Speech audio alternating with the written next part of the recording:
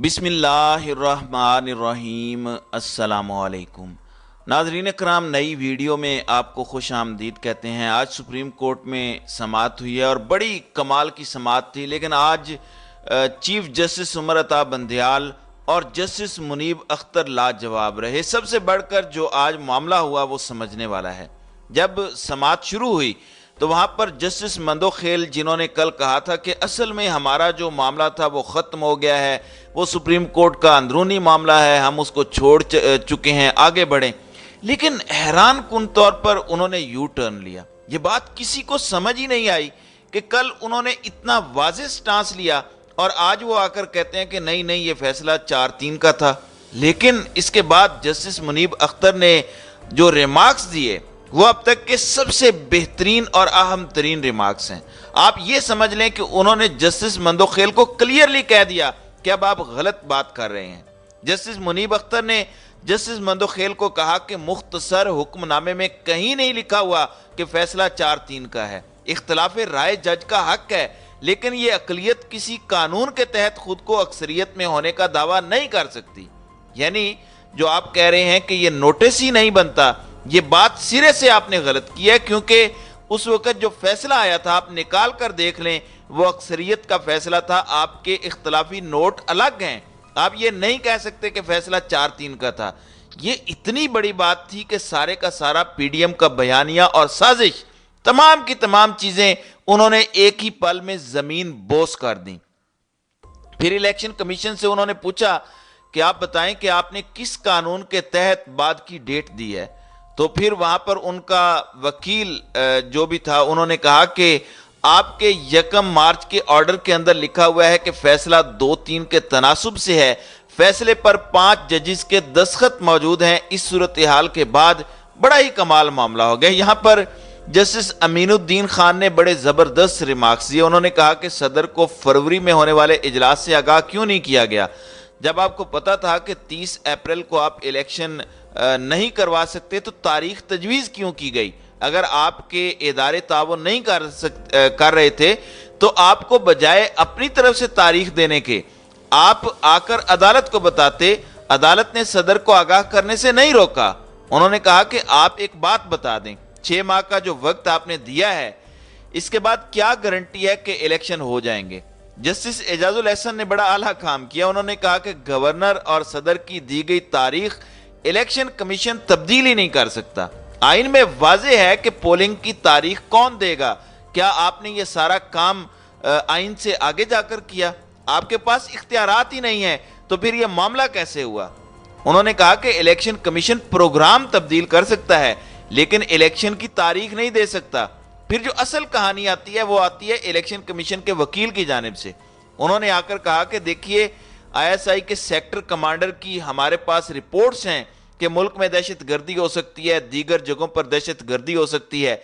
इस पर chief justice ने कहा कि सबसे पहले आप ये बताएं कि आप जो आईएसआई ने रिपोर्ट दी है उसकी तस्दीक कर सकते हैं किसी जगह से? फिर इस पर जस्टिस मुनीब अख्तर ने क्लियरली कहा कि आईएसआई के सेक्टर कमांडर समेत दीगर की रिपोर्ट्स अहम होंगी दहशतगर्दी के हवाले से, हम डिनाई नहीं कर रहे, लेकिन हमने तो इलेक्शन पर अमल दरामद कराना है। इसके बाद चीफ जस्टिस उमर अता बंदयाल ने कहा कि 20 साल से मुल्क में दहशतगर्दी है, इलेक्शन तो होते आ रहे हैं, 52B लगा हुआ था, हर 3 साल के बाद हुकूमतें तोड़ी जा रही थी, सब कुछ हो रहा था, मगर इलेक्शन तो चल रहे थे। फिर इलेक्शन कमीशन के वकील ने कहा कि जी, फौज की जानिब से सिक्योरिटी दिए बगैर इलेक्शन करवाना मुमकिन ही नहीं है, हमारे पास जवान होंगे तो करवाएंगे। इस पर उन्होंने कहा कि अगर सिक्योरिटी की सूरत हाल है तो बताएं पंजाब में कच्चे का ऑपरेशन कब मुकम्मल होगा? यानी इतने साल हो गए हैं, 20 साल से आपके ऑपरेशन ही नहीं मुकम्मल हो रहे।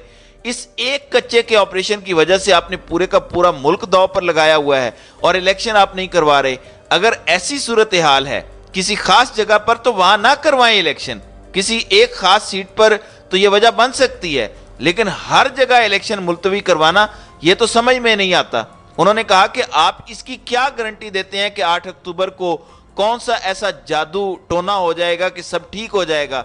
दहशतगर्दी तो 90 की दहाई से चली आ रही है।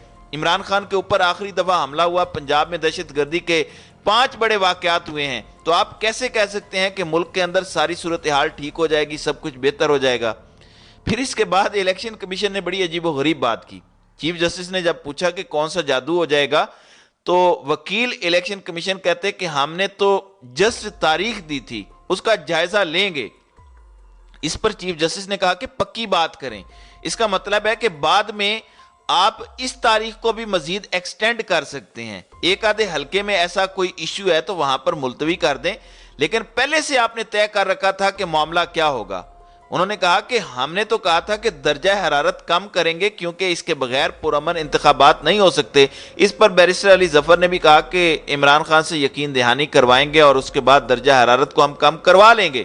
لیکن اس صورتحال میں انہوں نے کہا کہ الیکشن تو ہونے ہیں, آپ الیکشن کو کس طرح روک سکتے ہیں, کوئی اس کی صورتحال بتا دیں. چیف جسٹس نے کہا کہ 90 کی دہائی میں 3 دفعہ الیکشن ہوئے, وہاں تو فرقہ واریت بھی عروج پر تھی, تو اس صورتحال میں الیکشن نہیں رکے. دہشت گردی تو ہمارا مین ایشو رہا ہے اور یہ تو 20 سالوں سے چلتا آ رہا ہے. 2 اسمبلیاں تحلیل ہو چکی ہیں, آپ کو خفیہ اداروں کی جو رپورٹس ملی ہیں آپ اس کی کسی جگہ سے تصدیق کروا سکتے ہیں. جس طرح الیکشن کمیشن نے رپورٹ بتائی ہے, ایسا لگتا ہے کہ پاکستان کی صورتحال تو صومالیہ, یمن اور شام سے بھی بری ہے. لہٰذا اس صورتحال میں آپ نے کلیئرلی کہا کہ sector commander I S I نے بتایا ہے کہ کے پی کے میں کل عدم تنظیموں نے متوازی حکومتیں بنا رکھی ہیں, 2 مختلف دہشت گرد تنظیمیں متحرک ہیں, یہ ہو جائے گا وہ ہو جائے گا. لیکن چیف جسٹس نے کلیئرلی ریمارکس دیے کہ آپ کی رپورٹ اپنی جگہ ہے, یہ سارا معاملہ سالہ سال سے چل رہا ہے, لیکن ملک کی صورتحال بھی تو آپ دیکھیں, یعنی دہشت گردی تو ہوتی آ رہی ہے. آپ بتائیں کہ کچے کا آپریشن کب مکمل ہوگا؟ وہ کہتے کہ 6 مہینے لگیں گے دہشت گردوں کے ٹھکانوں کو تباہ کرنے میں. انہوں نے کہا کہ کیا 6 مہینے بعد دہشت گردی ختم ہو جائے گی, سارا کچھ ہو جائے گا, آپ اس کی گارنٹی دیتے ہیں؟ تو اس پر وہ وکیل چپ ہو گئے. یعنی اب ان کے پاس کوئی آرگیومنٹ نہیں رہا, کیونکہ چیف جسٹس نے کہا کہ الیکشن تو ہر صورت 2023 میں ہونا تھے, آپ کے پاس بجٹ میں اس کی کیا رقم نہیں دی گئی؟ اس پر وکیل الیکشن کمیشن نے کہا کہ ہمیں کچھ رقم دی گئی ہے اور بتایا جا رہا ہے کہ کچھ اور رقم جاری کی جائے گی, کچھ فنڈز ابھی جاری نہیں ہوئے. یعنی کل ملا کر ہم نے 4,12,000 کی نفری مانگی تھی اور ہم نے 2,97,000 سیکیورٹی اہلکار یعنی جو فوج ہے وہ ہمیں نہیں دی گئی. اس پر جسٹس منیب اختر نے کہا کہ آپ 8 فروری کے لیٹر پر انحصار کر رہے ہیں. عدالت نے 1 مارچ کو فیصلہ سنایا, یعنی آپ کے پاس کوئی اپ ڈیٹڈ رپورٹ نہیں ہے, وہی پرانی آپ نے بات کر دیا کہ فلانی ایجنسی کی رپورٹ آئی ہے. انہوں نے کہا کہ آپ ایک بات ذہن میں رکھیے گا, الیکشن ہونے ہیں, بہت سارے سوالات ہیں. فروری میں کیسے آپ کو خیال آ گیا کہ اکتوبر میں الیکشن کروانا ہے؟ دوسری طرف آپ کہتے ہیں کہ عدالتی فیصلے سے انحراف کا سوچ بھی نہیں سکتے. یہ تمام کی تمام جو باتیں ہیں وہ سمجھ میں نہ آنے والی ہیں, اور اب یہ جو بات کر رہے ہیں یہ سپریم کورٹ کے فیصلے کی خلاف ورزی ہے. چیف جسٹس نے کہا کہ کوئی ایسی جماعت نہیں ہوتی جو انتخابات میں تاخیر چاہتی ہو, یہ معاملہ کلیئر ہے, آپ کو اگر ادارے معاونت کر دیتے ہیں تو آپ الیکشن کروائیں گے. یعنی جسٹس منیب اختر نے بھی کلیئرلی ان سے پوچھ لیا. لہٰذا اس صورتحال کے اندر جو آج کی سماعت ہے اس میں ایک چیز بڑی کلیئر ہو گئی ہے کہ الیکشن کمیشن کے پاس بتانے کے لیے کچھ تھا ہی نہیں, بس آئیں بائیں شائیں کرتے رہے کہ یہ ایشو ہے وہ ایشو ہے. انہوں نے کلیئرلی بات کی کہ دہشت گردی کی بنیاد کیا ہے. پوری دنیا میں دہشت گردی ہوتی ہے, الیکشن بھی ہوتے ہیں, ملک میں لوگ مارے جاتے ہیں, بے نظیر کو مار دیا گیا, کیا الیکشن کہیں دنیا میں رکے ہیں؟ یہ کوئی طریقہ کار ہے؟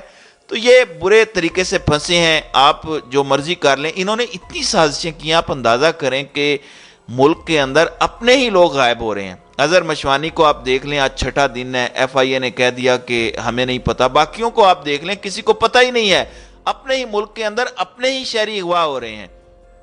اب انہوں نے نیوزی لینڈ کی ٹیم کو اور باقیوں کو کیا پیغام دیا ہے کہ ہمارے ملک میں دہشت گردی ہو سکتی ہے اس لیے نہ آئیں. ان کو شرم سے ڈوب مرنا چاہیے. انہوں نے انویسٹرز کو کیا پیغام دیا ہے؟ آپ کو کیا لگتا ہے کہ اس دفعہ اوورسیز پاکستانی آئیں گے اور آ کر ان کی پراپرٹیز خریدیں گے؟ یہ لوگ ڈی ایچ اے وغیرہ میں انویسٹمنٹ کرتے ہیں, اب وہ کبھی زندگی میں نہیں آئیں گے. ان کو شرم ہی نہیں آتی. انہوں نے بیڑا غرق کر دیا ہے.